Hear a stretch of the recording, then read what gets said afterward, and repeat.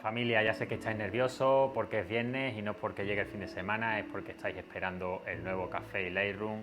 Ya estoy aquí, Alejandro Mallado, desde Brooklyn, Nueva York, para traeros esta semana un tutorial súper chulo en el que vamos a aprender a dominar como auténticos ninjas de la edición el color en Lightroom Mobile. Así que ya sabéis, es el momento de preparar un cafelito, algo rico para beber y poneros cómodos, que en un momentito empezamos. Dentro vídeo.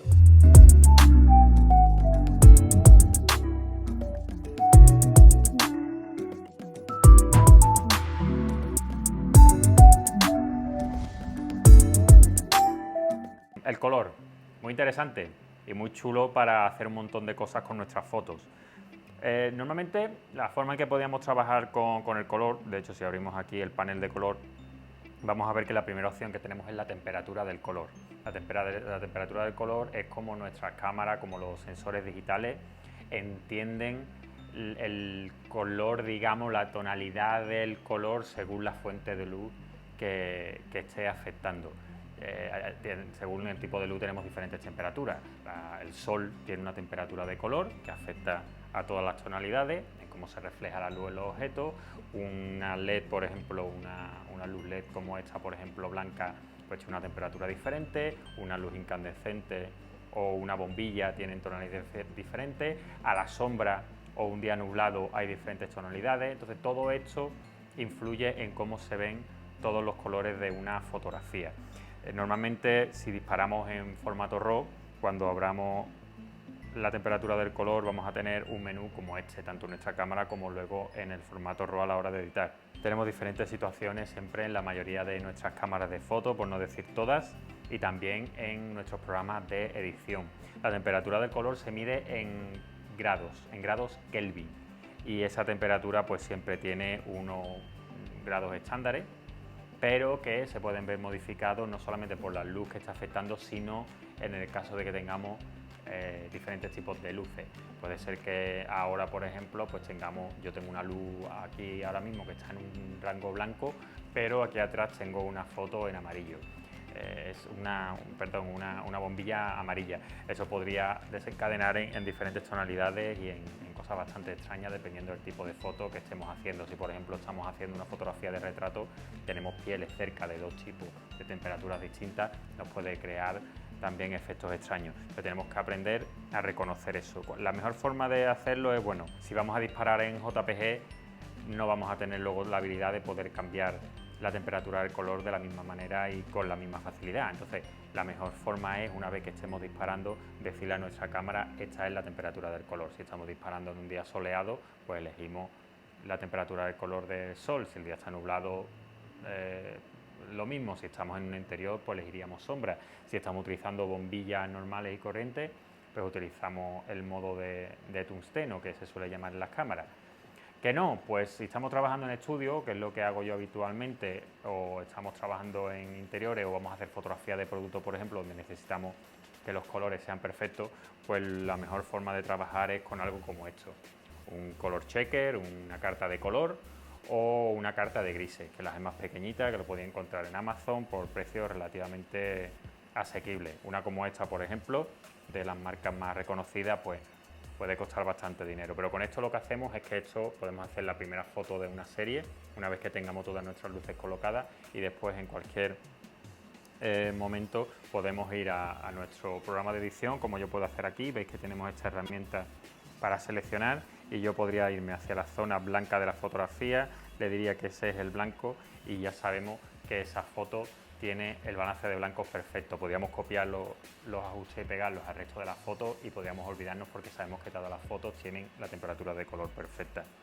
Esa es la primera forma en la que podemos tocar y podemos maniobrar, digamos, con los colores de una fotografía. Pero es bastante limitada y además pasa una cosa con la temperatura del color, y es que si la tocamos afecta a todos los píxeles de una fotografía. Si yo aquí, por ejemplo, toco la temperatura que tendría entre más azul o más amarillo, como veis, toda la fotografía en todas sus tonalidades, en todos sus píxeles se está viendo afectado. Si toco el matiz que nos lleva entre el verde y el violeta o el púrpura, nos ocurre lo mismo. Aparte de esas opciones, ¿cuáles son otras opciones que tenemos para cambiar los colores? Pues la más habitual, la más usada, es la mezcla de colores. La mezcla de colores nos permite seleccionar un rango de color o de tono y solamente trabajar sobre ese mismo. Y puedes hacerlo de dos maneras. Podemos utilizar algunos de los colores que nos aparecen aquí arriba, que como veis va desde el rojo, naranja, amarillo, verde, azul agua, azul oscuro, el violeta y el púrpura.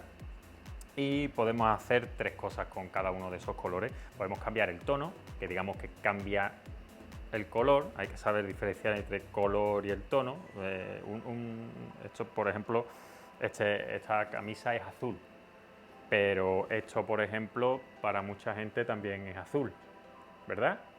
Incluso esto, para alguna gente podría ser azul. Azul es una forma en que nosotros, los seres humanos, podemos categorizar una cantidad de tonos, pero dentro de cada color hay muchas tonalidades distintas. Ya sabéis cómo hay amarillo limón o ese tipo de colores, azul cielo o azul navy o azul marino, como lo llamamos en España. El color tiene muchos tonos y el tono es lo que define realmente cómo se ve el color cuando lo vemos en una fotografía. Entonces, lo primero que podemos cambiar es, si seleccionamos por ejemplo el rojo, que es donde van a estar por ejemplo la tonalidad de las pieles, pues si nos vamos al rojo y toco el tono, como veis, me va a cambiar los tonos de la cara. Puedo llevarlo desde un tono más violeta también, hacia un tono un tanto ya tirando al naranja. Fijaros que cada uno de estos colores que me aparecen aquí arriba cambia el tono de izquierda a derecha. Conforme lo mueves hacia la derecha se va acercando al tono siguiente, que sería el naranja. Después de ese tono anaranjado se va moviendo hacia el amarillo. Luego de amarillo nos va moviendo hacia el verde. Y de esa forma, igual que lo harían los colores en un espectro de luz, como igual que se dividen en el arco iris, pues iríamos yendo por todas las tonalidades del espectro visible. Voy a hacer doble clic para devolverlo al cero y vamos a ver cómo funcionaría. Si lo que queremos, por ejemplo, en esta fotografía es solamente eliminar un poco el tono púrpura que tiene, porque en este set de una obra de teatro que estuve fotografiando hace 2 días, de Maids, que se estrena precisamente esta noche en Brooklyn, pues tenían a mis queridas luces LED, que yo las odio en escena, porque trabajan fatal con sensores digitales y son muy difíciles luego de retocar, pero es lo que se está convirtiendo en el estándar en la mayoría de teatros y de conciertos y demás, porque son más económicas y funcionan mucho mejor. Pues estamos utilizando un esquema de luces con unos tonos púrpuras y demás por ahí que se meten en todas partes. Si os fijáis, pues hace que las pieles se vean púrpuras y demás. Entonces, ¿yo qué es lo que podría hacer? Me podría ir a esta zona de púrpura, que cualquiera de las dos quizá tenga incidencia en esa zona, y podemos ver qué es lo que pasa cuando toco el tono. Aquí ya de hecho, si lo toco un poquito, mira, si os fijáis aquí en la piel, de cómo estaba al cero, si me lo llevo aquí ya tenemos un tono de piel más natural. Si me fuera al siguiente rango de colores y me muevo por aquí, todavía puedo influir un poquito más en la piel, aunque eso sí que nos va a llevar a zonas más púrpura, donde habían afectado mucho más, con más luminosidad, esa luz LED, y podéis fijaros en la mano y en el cuello, donde tiene una luminosidad más alta, como ahí nos está cambiando el tono. Si yo lo llevo hacia la izquierda se convierte en algunos píxeles en azul, si lo llevo a la derecha se va a parecer más al tono púrpura del otro rango de colores. Además de poder cambiar la tonalidad, podemos cambiar la saturación. Una vez que seleccionamos ese rango, pues podemos darle más o menos saturación, pero si os fijáis solamente se van a ver afectados esos píxeles de ese color. No es como la temperatura del color, que una vez que tocamos algo todos los píxeles de la fotografía se cambian.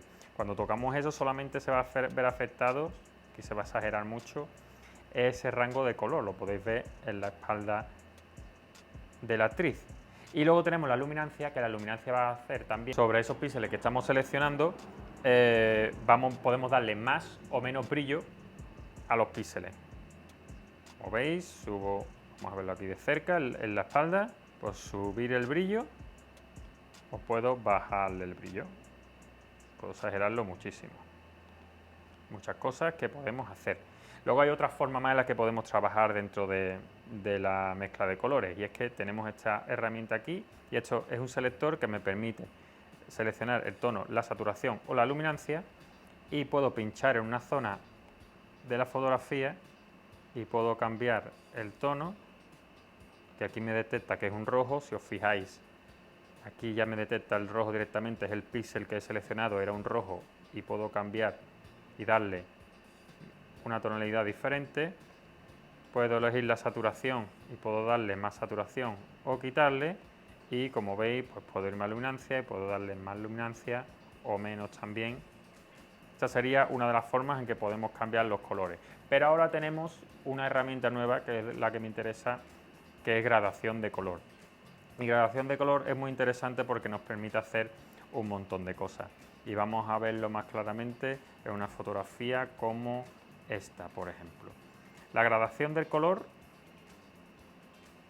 no va a actuar sobre todos los píxeles de la fotografía. Podría hacerlo y lo veremos al final. Pero aquí lo que nos permite es repartir las tonalidades de color en 3 secciones.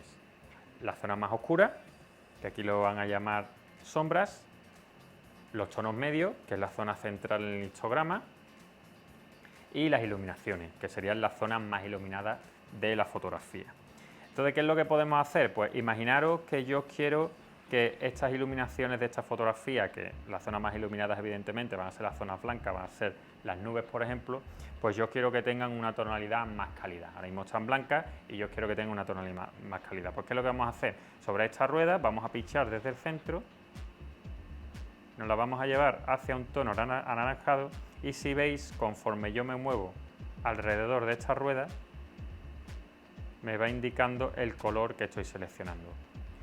Si lo tengo al borde exterior de la rueda, es el máximo de saturación. Fijaros cómo tengo la saturación al 100.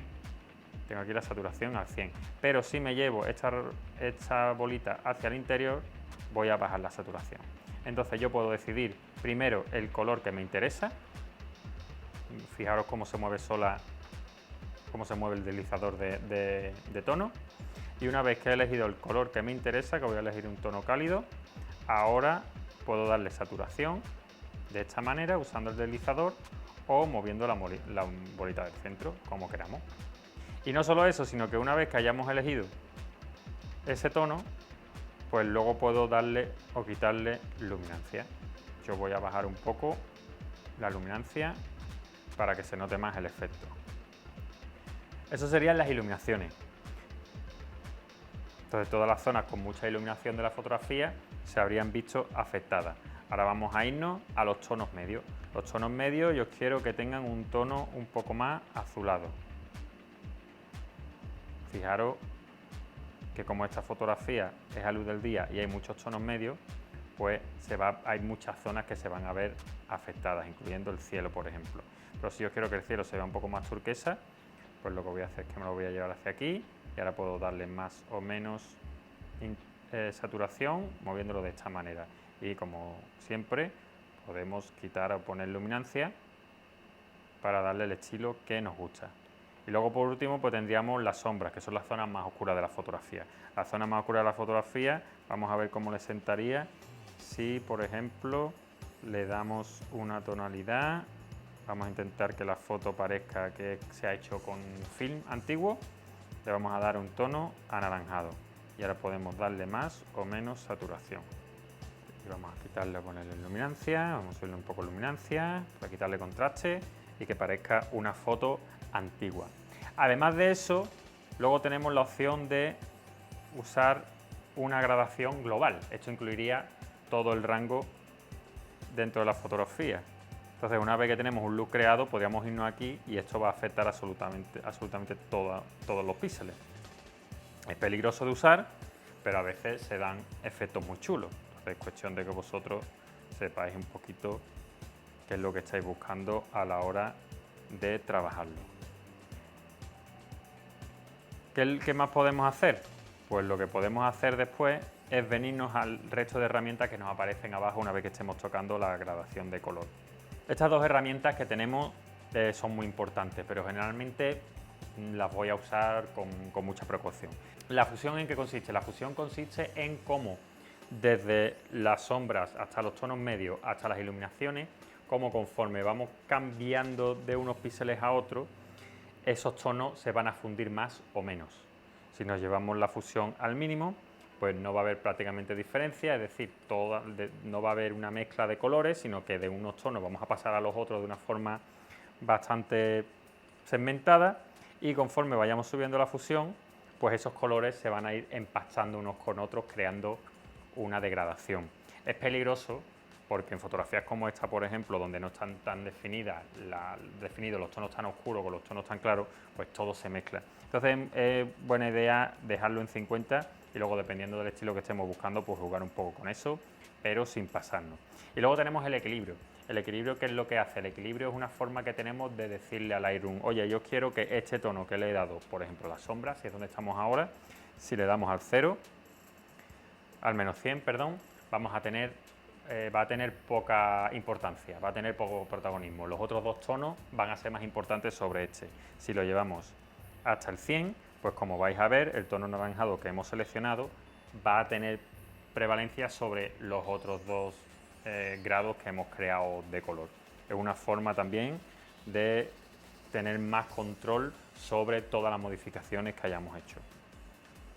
Entonces, resumiendo, tenemos principalmente 3 ruedas diferentes, una para la zona más oscura, otro para los tonos medios y otro para los tonos de altas luces o iluminaciones.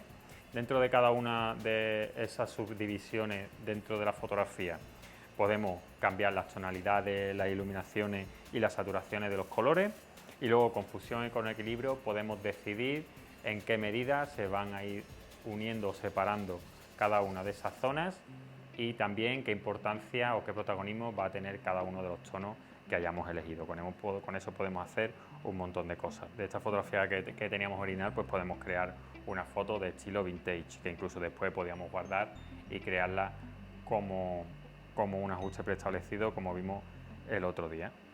Así que nada, os dejo hoy con este tutorial un poquito denso, un poquito complicado del mundo del color en Lightroom Mobile.